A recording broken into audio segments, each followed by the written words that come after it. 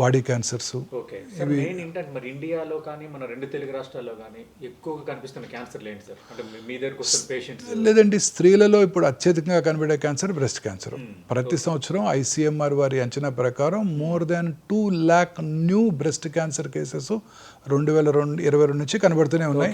చాలా అలార్మింగ్గా ఉంది. అలార్మింగ్ ఉంది. సంవత్సరానికి ఒక 30,000 పెరుగుతాయని కూడా కొన్ని రకాల ఎస్టిమేట్స్ సూచిస్తున్నాయి ఓకే సంవత్సరానికి. ఆ తర్వాత గ్యాస్ట్రో ఇంటెస్టైనల్ ట్రాక్ క్యాన్సర్స్, అంటే ఓరల్ క్యావిటీ నుంచి కింద దాకా, ఈ అన్నవాకి నుంచి కింద దాకా, ఇవి కూడా 2,24,000 చూస్తున్నాం. అంటే అన్నీ కలుపుకొని అవి కూడా చాలా కామన్గా చూస్తున్నాం. ఇది ఇక పురుషుల్లో లంగ్ క్యాన్సర్ ఒకటి అర్బన్ ఏరియాస్లో చాలా ఎక్కువగా కనబడుతూ ఉంటుంది.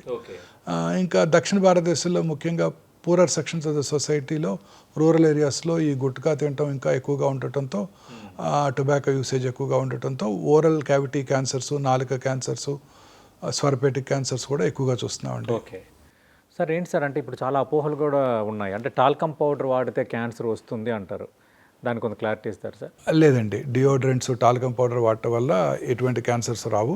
కానీ కొన్ని స్టడీస్, కొన్ని పాపులర్ బ్రాండ్ మీద చాలా లా సూట్స్ కూడా ఉన్నాయి యునైటెడ్ స్టేట్స్లో. ఇంటిమేట్ ప్రైవేట్ పార్ట్స్లో ఎక్కువగా టాల్కమ్ పౌడర్ వాడినట్టయితే అది లోపలికి అబ్జార్బ్ చేయబడి ఓవేరియన్ క్యాన్సర్ వచ్చే అవకాశం ఉంటుందని కొన్ని స్టడీస్ చూపిస్తున్నాయి. బట్ అన్నిట్లోనూ అది పూర్తిగా నిర్ధారణ కాలేదు.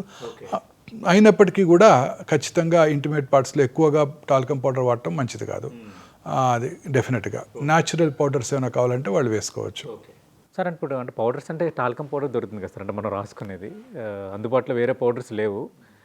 అలాగే ఐస్ క్రీమ్ తింటే అని మీరు ఈ మధ్యన మాట్లాడారు, దాని మీద కూడా. అవును, ఐస్ క్రీమ్ ఎక్కువ సేపు ప్రిజర్వేటివ్స్ వాడుతున్నారు. అందులో ముఖ్యమైనవి ఎమల్సిఫైయర్స్.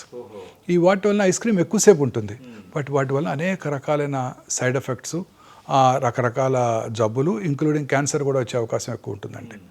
సో న్యాచురల్గా ఇంట్లో చేసుకున్న ice creams better, or popular బ్రాండ్స్లో తక్కువగానే ఉంటుంది కాబట్టి ఎమల్సిఫైయర్ వాడినటువంటి ఐస్ క్రీమ్స్ వాడుకోవడం మంచిదండి. సార్ అంటే ఐస్ క్రీమ్లు అంటే పిల్లలు ఎక్కువ మంది తింటారు, అంటే క్యాన్సర్కి వయోభేదం అని ఉంటుంది సార్? అంటే పిల్లల్లో క్యాన్సర్ రాకపోవడం, కొంత సర్టెన్ ఏజ్ అయిన తర్వాతే క్యాన్సర్ రావటం, ఇట్లా ఏమైనా ఉందా? అలానే లేదు, బట్ పిల్లల్లో వచ్చే క్యాన్సర్స్ జనరల్గా బ్లడ్ క్యాన్సర్స్, లుకీమియాస్ అంటారు.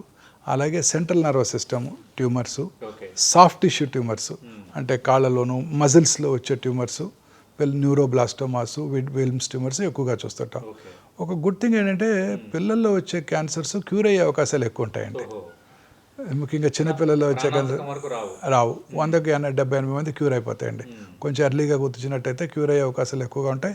అండ్ పిల్లలు ట్రీట్మెంట్ కూడా చక్కగా విత్స్టాండ్ చేసుకోగలరండి. చాలామంది భయపడుతుంటారు, పిల్లవాడి కీమోథెరపీ ఇస్తారంటారండి డాక్టర్ గారు, ఎలా ఉంటుంది, చిన్నపిల్లలు ఎక్కడ తట్టుకుంటారని. అద్భుతంగా విత్స్టాండ్ చేసుకుంటారు. నేను చాలా వందల మంది పిల్లల్ని చూశాను, వాళ్ళు చక్కగా కీమో తీసుకుంటూ చదువుకుంటుంటారు ఎగ్జామ్కి.